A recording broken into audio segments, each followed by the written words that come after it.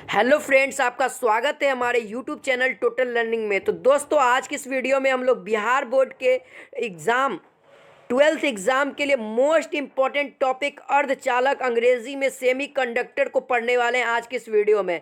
तो दोस्तों, आप इस वीडियो के साथ बने रहो। ये टॉपिक आपके लिए बहुत बहुत ज़्यादा इंपॉर्टेंट फुल होने वाला है, क्योंकि इससे आपको 20 से 25 मार्क्स क्लियर होने वाला है।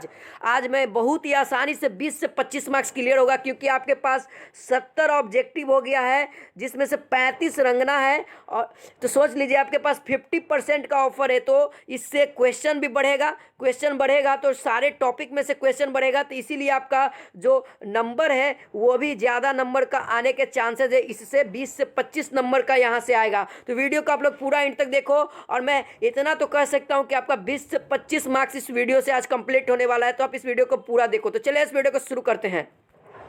तो देखिए, पहला टॉपिक है ऊर्जा बैंड। अगर क्वेश्चन में आ जाए कि ऊर्जा बैंड क्या है, तो आप लोग इसको लिख देना। तो इसको ध्यान देना, सारे टॉपिक्स को आपको ध्यान देना है। कहता है किसी परमाणु में इलेक्ट्रॉन के नाभिक के चारों ओर दीर्घवृत्ताकार कक्षा में चक्कर लगाते रहते हैं। ठीक है, जो परमाणु है ये, इसके ऑर्बिटल में क्या होता है, इलेक्ट्रॉन चक्कर लगाते रहते हैं। यही इसके कहने का अर्थ है। ठीक है, अगला कहता है इनमें इलेक्ट्रॉनों की ऊर्जा नियत रहती है। ये तो आपको पता होगा, जिसे ऊर्जा स्तर कहते हैं। ठीक है, ऊर्जा स्तर कहते हैं। इन ऊर्जा स्तरों को समानांतर रेखाओं द्वारा सूचित करते हैं, और इनके समूह को ऊर्जा बैंड कहते हैं। ठीक है, जो इलेक्ट्रॉन में ऊर्जा संचित होती है, नियत रहती है, उसे हम लोग ऊर्जा स्तर कहते हैं, और ऊर्जा स्तर के समूह को हम लोग ऊर्जा बैंड कहते हैं। ठीक है, चलिए अब अगला कहता है, जो कि 5 नंबर में बिहार बोर्ड के लिए मोस्ट इंपॉर्टेंट प्रश्न है।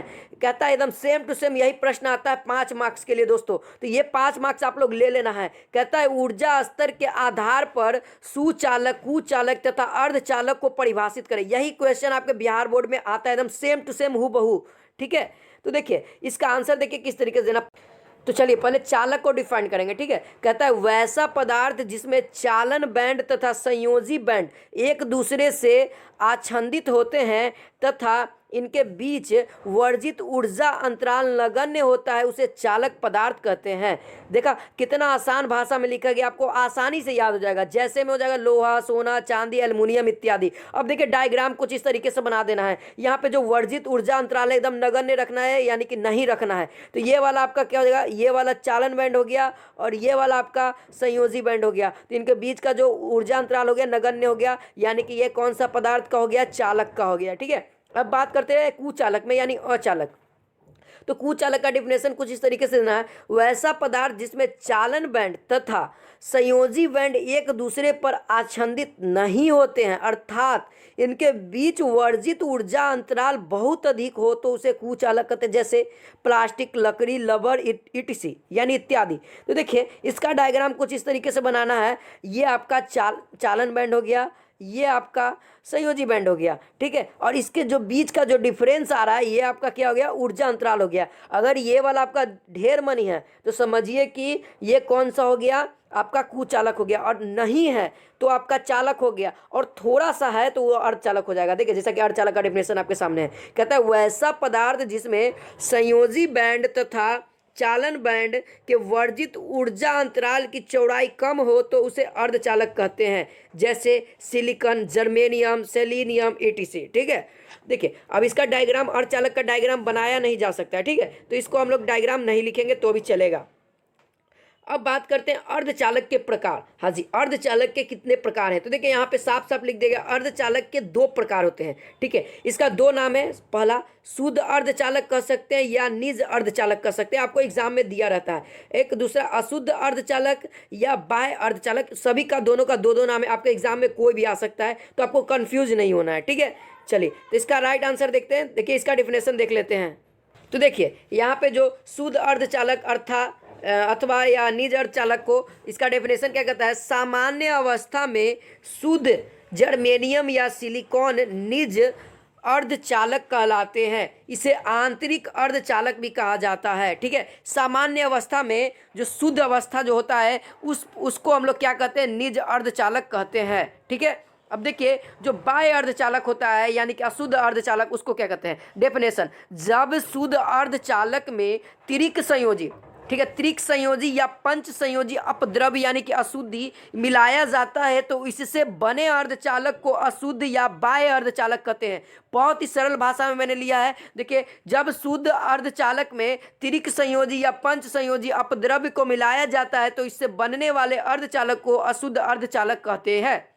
ठीक है, अब अशुद्ध अर्धचालक में कौन कौन से होते हैं, तो देखिए यहाँ पे अशुद्ध अर्धचालक दो प्रकार के होते हैं। पहला एन टाइप अर्धचालक और दूसरा होता है पी टाइप अर्धचालक। ठीक है, अब एन टाइप का डिफरेंशिएशन आप लोग जान लो, क्योंकि आपका एग्जाम में एन टाइप पी टाइप का डिफरेंस आता है। हाँ जी, डिफरेंस आता है, वो भी 2 मार्क्स में, इसको भी हम लोग कवर करेंगे। देखिए एन टाइप कहता है जब शुद्ध अर्धचालक में कोई पंच संयोजी जैसे आर्सेनिक, एंटीमनी इत्यादि को मिला दिया जाता है तो इससे बने अर्धचालक को एन टाइप अर्धचालक कहते हैं। ठीक है, एन टाइप अर्धचालक कब होगा, जब शुद्ध अर्धचालक में पंच संयोजी, ठीक है, पंच संयोजी, इसका भी हम लोग बताएंगे कि एन टाइप में कौन सा संयोजी होता है, तो पंच संयोजी होता है। ठीक है, इसका ट्रिक है याद करने का। अब देखिए पंच संयोजी कुछ इस तरह से डायग्राम बनता है। अगर आप डायग्राम बना देते हैं तो 100% आपका 2 नंबर फिक्स रहेगा। ठीक है, इस तरीके से होता है। जर्मेनियम सारा बाहर है और आर्सेनिक अंदर में है। ठीक है, चलिए अब कुछ नोट्स को जान लेते हैं। जो नोट्स मैंने लिखा यहाँ पे, कहता है पी प्रकार के अर्धचालक में छिद्र यानी कि होल की संख्या अधिक होती है। हाँ जी, यहाँ से ऑब्जेक्टिव आता है कि पी प्रकार के अर्धचालक में किसकी संख्या अधिकता होती है, तो यहाँ पे right answer option number A आप लोग, मतलब ऑप्शन में रहेगा छिद्र, तो आप लोग उसको टिक कर सकते हो। अब देखो छिद्र पर कौन सा आवेश होता है, ये भी क्वेश्चन आपके एग्जाम में आता है। तो छिद्र पर धनात्मक आवेश होता है। यहाँ से सभी लोग को हम क्लियर करते चलेंगे। पंच संयोजी अपद्रव्य को क्या कहते हैं, दाता कहते हैं। ठीक है, पंच संयोजी अपद्रव्य को हम लोग दाता भी कहा जाता है। अब चलिए अगला नोट को देख लेते हैं। तो अगला नोट है त्रिक संयोजी अपद्रव्य को ग्राही कहा जाता है। ठीक है, अब देखो इसको ट्रिक को याद करने के लिए, ठीक है, जो पी टाइप हो गया, ठीक है, पी टाइप को हम लोग देख लिए। हाँ अच्छा, हमने पी टाइप को नहीं देखा था। हाँ, आगे बढ़ गए थे। देखो एन प्रकार के अर्धचालक में इलेक्ट्रॉनों की संख्या अधिक होती है। ठीक है, यहाँ पे एन टाइप है यानी नेगेटिव है, तो नेगेटिव किस पे होता है, इलेक्ट्रॉनों में, तो इलेक्ट्रॉन आपका यहाँ से क्लियर हो जाएगा। ठीक है, यहाँ से ध्यान नहीं भटकेगा। चलिए अब पी टाइप के ऊपर पढ़ लेते हैं। पी टाइप अर्धचालक क्या होता है, जब शुद्ध अर्धचालक में कोई त्रिक संयोजी अपद्रव्य जैसे एल्युमिनियम, बोरॉन, इंडियम जैसे तत्व मिलाया जाता है तो इससे बनने वाले अर्धचालक को पी टाइप अर्धचालक कहते हैं। ठीक है, अब पी टाइप के लिए देखिए यहाँ पे एल्युमिनियम है और चारों तरफ से जर्मेनियम को ऐड कर दिया गया है। ठीक है, इस तरह से आपको डायग्राम बना देना है। तो देखिए अब देखिए, अब एन टाइप में किस तरह से याद करना है, नी प पोत। ठीक है, नी प पोत। ठीक है, तो देखिए नी से तो नेगेटिव यानी कि एन नी प, नी से यहाँ से हो जाएगा नी से एन प्रकार और प से पंच संयोजी, यानी कि नी प पोता में आपको दोनों को आ जाएगा, और पी से हो जाएगा, पो से हो जाएगा पी टाइप, और त से हो जाएगा, ठीक है, नी प पोत, त से हो जाएगा 3 यानी कि त्रिक संयोजन। ठीक है, यहाँ से ये आपको भूलने वाली बात नहीं होगी कि एन प्रकार में कौन सा संयोजी डालते हैं, तो नी प यानी कि एन प्रकार में पंच संयोजी, अब पोत यानी कि पी टाइप में आपको त्रिक संयोजी। ठीक है, ये नोट्स से तो अभी हम लोगों ने देख लिया। अब देखिए ये क्वेश्चन आपको एग्जाम में आता है, इसी टाइप से आता है कि एन प्रकार तथा पी प्रकार के अर्धचालक में अंतर स्पष्ट करें। तो लिखना क्या है, तो देखिए कुछ नहीं लिखना है, ये डेफिनेशन लिख देना है और जो जिसकी अधिकता सबसे अधिक होती है वो लिख देना है। तो देखिए यहाँ पे मैंने लिख दिया, जब शुद्ध अर्धचालक में कोई पंच संयोजी जैसे आर्सेनिक तथा एंटीमनी इत्यादि को मिलाया जाता है तो उसे एन टाइप अर्धचालक कहते हैं और इसमें इलेक्ट्रॉनों की संख्या अधिक होती है। अब पी टाइप की वही बात करें तो पी टाइप में है, जब शुद्ध अर्धचालक में कोई त्रिक संयोजी अपद्रव्य जैसे एल्युमिनियम, बोरॉन, इंडियम जैसे तत्व मिलाया जाता है तो इससे बने अर्धचालक को पी टाइप अर्धचालक कहते हैं। इसमें छिद्रों की संख्या सबसे अधिक होती है। ठीक है, यही लिख देना, आपको 2 मार्क्स 100% मिल जाएगा। अब देखिए यहाँ से भी क्वेश्चन आता है आपका ऑब्जेक्टिव, जो कि बहुत बच्चे कंफ्यूजन में रहते हैं, तो यहाँ से कंफ्यूजन है, शुद्ध अर्धचालक में इलेक्ट्रॉन की संख्या तथा होल की संख्या आपस में बराबर होती है। ठीक है, इलेक्ट्रॉन की संख्या, शुद्ध अर्धचालक की बात हो रही, शुद्ध अर्धचालक में क्या होगा, इलेक्ट्रॉन की संख्या और होल की संख्या आपस में बराबर होती है, यानी NH=Ne। ठीक है, चलिए अगला देखते हैं, डोपेंट या अपद्रव्य। हाँ जी, इस वीडियो में हम लोग पूरा सेमीकंडक्टर को लगभग कंप्लीट करेंगे, बस वीडियो के साथ आप लोग बने रहो।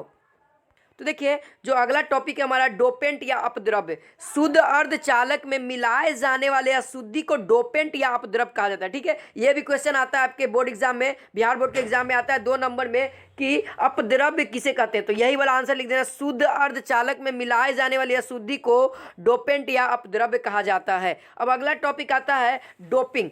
डोपिंग किसे कहते हैं? तो शुद्ध अर्धचालक में अशुद्धि को मिलाने की प्रक्रिया को डोपिंग कहते हैं। ठीक है, शुद्ध अर्धचालक में शुद्धि को मिलाने की प्रक्रिया को हम लोग क्या कहते हैं? डोपिंग कहते हैं। दोस्तों ये वीडियो बहुत ज़्यादा लंबी हो जाएगी, इसलिए हम नेक्स्ट वीडियो में लोग पीएन संधि को भी देखेंगे। बहुत ही सरल भाषा में मैंने लिख दिया है, और पीएन जंक्शन संधि से आपको 5 मार्क्स के आते हैं एग्जाम में।